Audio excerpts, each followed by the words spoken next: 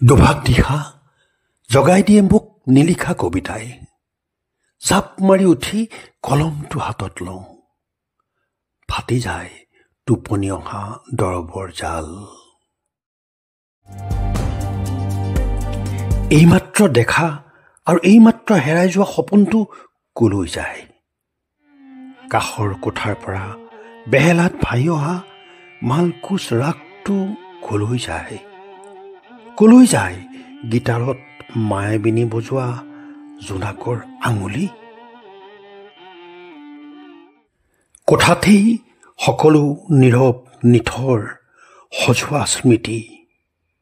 মোৰ শোৱনি কোঠাৰ আলোকত প্ৰথম জিলিকি উঠে সান্তনা দিয়া কৰুণাময় গৌতম বুদ্ধৰ এখন প্ৰশান্ত মুখ।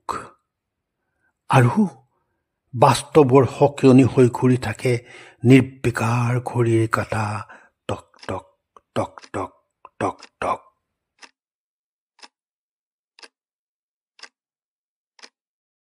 জীৱনৰ আগ দুৱাৰখন বন্ধ হৈ গৈছে। পিছ দুৱাৰখনত ওলমি থকা মংগল টিলিঙাত বতাহ লাগি বাজি উঠে টুং টাং শব্দ। হিৰুদাই লিখিছিল গানেৰে আৰু জুবিনে গাইছিল প্ৰাণেৰে। গানে কি আনে?